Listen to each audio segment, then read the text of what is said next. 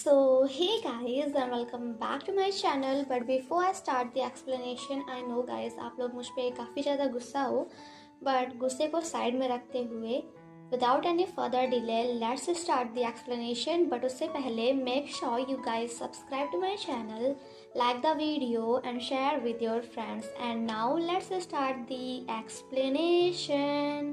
Part 7 की शुरुआत में हम यांगशी को देखते हैं जो कि अपने मॉम एंड डैड को पिज्जा हट चलने के लिए कहती है, बट उन दोनों में से कोई भी उसे बिल्कुल भी भाव नहीं देता।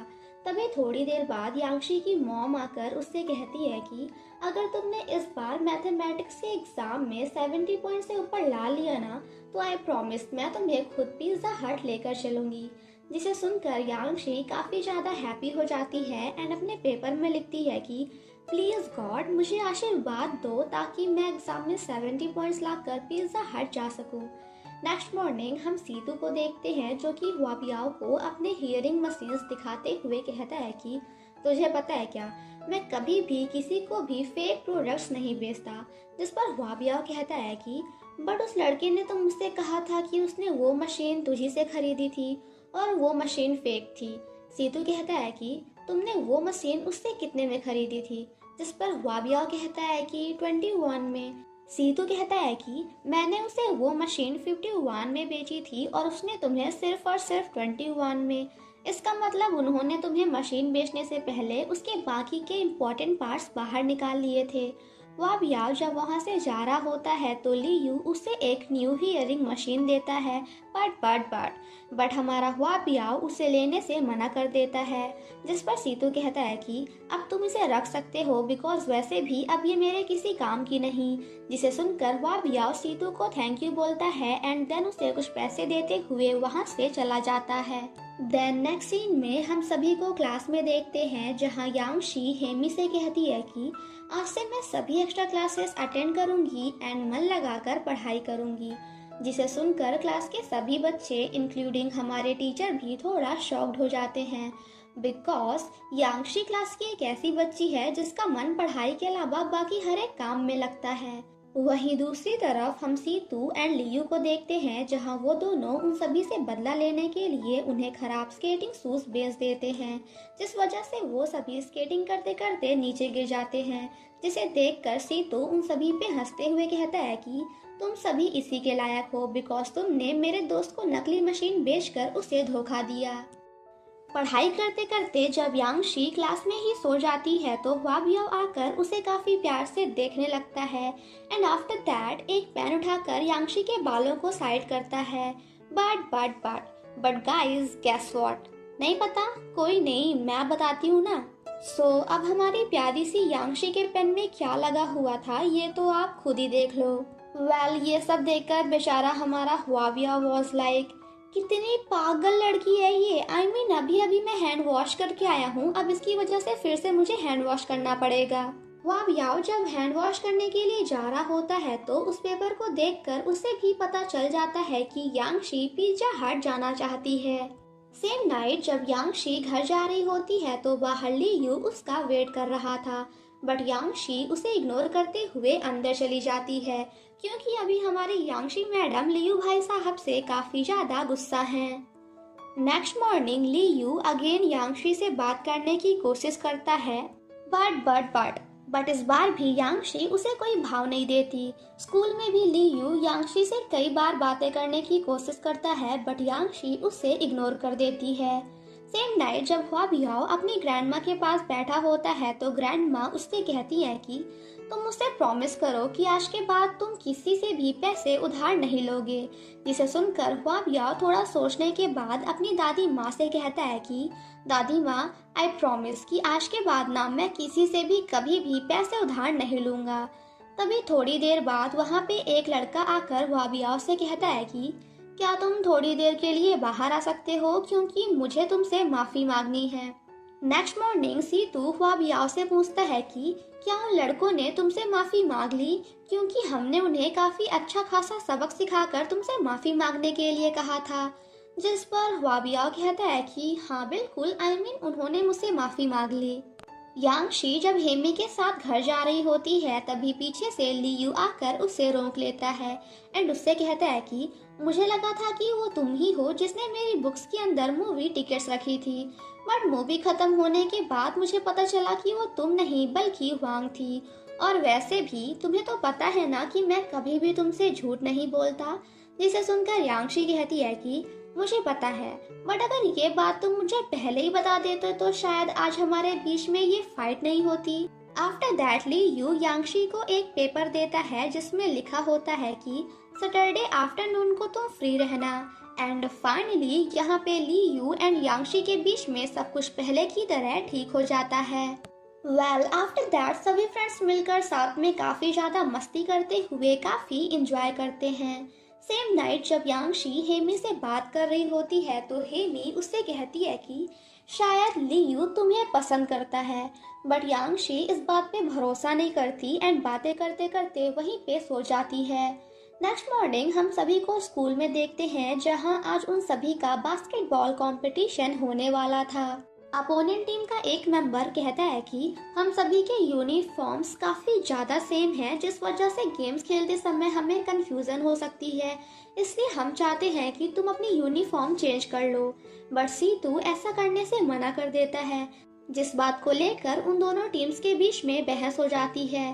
तभी थोड़ी देर बाद वहाँ पे टीचर आकर उन सभी को अपने अपने यूनिफॉर्म्स निकालने के लिए बोलते हैं, जिसे सुनकर सभी बच्चे एक एक करके अपनी अपनी टी शर्ट्स निकाल देते हैं।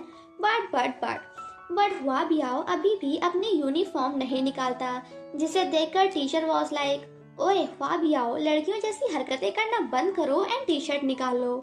बट जब हुआ बियाओ फिर भी ऐसा नहीं करता तो एट लास्ट सीतू फोर्सफुली जबरदस्ती उसकी टी शर्ट निकाल देता है, जिसे देखकर वहाँ पे सभी काफी ज्यादा शॉक्ड हो जाते हैं क्योंकि हुआबियाओ की पूरी बॉडी पर काफी ज्यादा चोट के निशान थे। वेल आफ्टर दैट दोनों टीम्स के बीच में कंपटीशन स्टार्ट होता है जहां वो सभी काफी अच्छे से गेम्स खेल रहे थे। बट थोड़ी ही देर बाद दोनों टीम्स के बीच में घमासान युद्ध फाइट स्टार्ट हो जाती है क्योंकि अपोनेंट टीम के मेंबर्स काफी ज्यादा चीटिंग कर रहे थे। ये सब देखकर हमारा हीरो हुआबियाओ उन सभी की फाइट रोकने की कोशिश करता है, बट वो सभी तो उसी से फाइट करने लगते हैं, जिसे देखकर टीचर को काफी ज्यादा गुस्सा आ जाता है, जिस वजह से वो इस कंपटीशन को यहीं पे बंद कर देते हैं। देन नेक्स्ट सीन में हम हुआबियाओ को टीचर के पास देखते हैं जहाँ टीचर हुआबियाओ से पूछते हैं कि आखिर चल क्या रहा है, तुम्हारी पूरी बॉडी पर ये चोट के निशान कहाँ से आए। जिसे सुनकर हुआबियाओ थोड़ा सोचने के बाद टीचर से झूठ बोलते हुए कहता है कि एक्चुअली सर ये एक तरह की बीमारी है जो कि मुझे मेरे डैड से मिली है।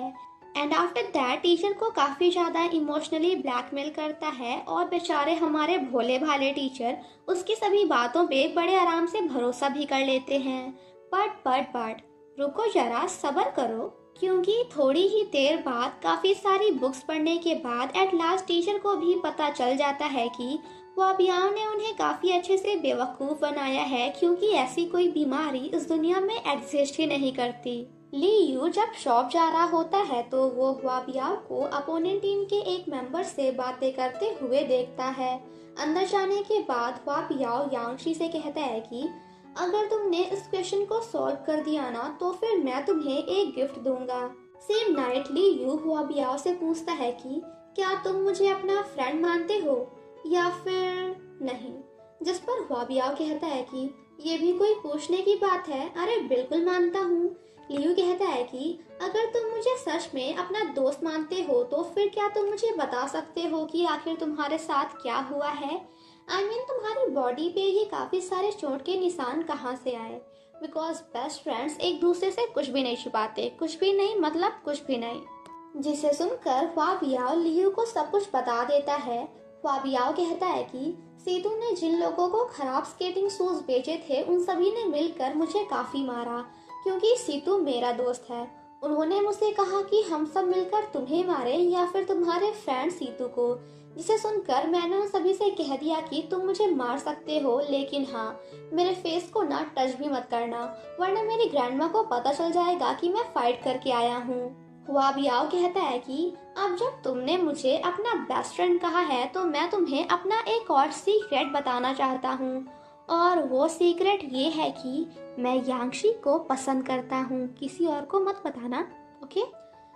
जिसे सुनकर ली यू काफ़ी ज़्यादा सैड हो जाता है, because guys as you know हमारा ली यू भी यांगशी को पसंद करता है। घर जाने के बाद भी ली यू काफ़ी ज़्यादा परेशान रहता है। नेक्स्ट मॉर्निंग यांगशी काफ़ी ज़्यादा हैप्पी होती है क्योंकि फाइनली उसे मैथमेटिक्स के एग्ज़ाम में 70 पॉइंट्स मिले थे।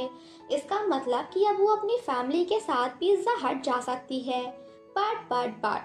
बट एट लास्ट यांगशी की मॉम उसे पिज़्ज़ा हट ले जाने से मना कर देती है, जिसे सुनकर यांगशी काफ़ी ज़्यादा सैड हो जाती है एंड लियू से मिलने जाती है, जहां वो लियू के डैड को उसी लेडी के साथ देखती है। लियू जब काफ़ी ज़्यादा सैड होकर बाहर बैठा होता है तभी थोड़ी देर बाद वहां पे यांगशी आकर उससे बातें करने की कोशिश करती है ताकि वो उसे थोड़ा बहुत हैप्पी कर सके। यांगशी के जाने के बाद ली यू उसी बात को याद करता है जब हुआबियाओ ने उसे कहा था कि मैं यांगशी को पसंद करता हूँ, आई लाइक यांगशी। इस बात को याद करने के बाद तो बेचारा हमारा ली यू और भी ज़्यादा सैड हो जाता है। नेक्स्ट मॉर्निंग यांगशी जब ली यू का वेट कर रही होती है तो ली यू उसे एक लेटर भेजता है जिसमें लिखा होता है कि आज मैं तुम्हारे साथ बाहर नहीं जा पाऊंगा क्योंकि आज मैं काफ़ी ज़्यादा बिजी हूँ। जिसे देखकर यांगशी को हुआबियाओ पर काफ़ी ज़्यादा गुस्सा आता है। तभी थोड़ी देर बाद वहाँ पे हुआबियाओ आकर यांगशी को अपने साथ चलने के लिए कहता है। हुआबियाओ कहता है कि तुम्हें मैथमेटिक्स में 70 पॉइंट्स मिले हैं, इसलिए आज मैं तुम्हें सरप्राइज गिफ्ट देना चाहता हूँ। एंड गाइस गेस व्हाट, अगर नहीं पता है तो कोई बात नहीं, मैं ज़रूर बताऊंगी। हमारा हुआबियाओ यांगशी को कहीं और नहीं बल्कि पिज़्ज़ा हट लाता है, जहाँ जाकर यांगशी काफ़ी ज़्यादा हैप्पी होती है। यांगशी हुआबियाओ से पूछती है कि आखिर तुम मुझे गिफ्ट क्यों दे रहे हो, बिकॉज जहाँ तक मुझे याद है तो आई थिंक मैंने तो उस मैथ के एग्ज़ाम को भी क्वेश्चन को भी सॉल्व नहीं किया था। जिस पर हुआबियाओ कहता है कि ये तो बस मेरी तरफ से तुम्हारे लिए तुम्हारा बर्थडे गिफ्ट है, बिकॉज आई थिंक मैंने तुम्हें गिफ्ट नहीं दिया था। जिसे सुनकर यांगशी और भी ज़्यादा हैप्पी हो जाती है एंड काफ़ी प्यारी सी स्माइल करती है। हुआबियाओ कहता है कि क्या तुम जानना नहीं चाहोगी कि आखिर मैथमेटिक्स के उस क्वेश्चन का आंसर क्या था। जिसे सुनकर यांगशी वॉज लाइक बिल्कुल नहीं, मैं पिज़्ज़ा हट आ गई ना, मेरे लिए इतना ही काफ़ी है। एंड फाइनली यहाँ पे हमें पता चलता है कि उस क्वेश्चन का आंसर भी कुछ और नहीं बल्कि पिज़्ज़ा हट था। और इसी के साथ हमारा ये एपिसोड यहीं पे ख़त्म हो जाता है। And finally thank you so much guys for watching my explanation. Stay safe and healthy, bye bye.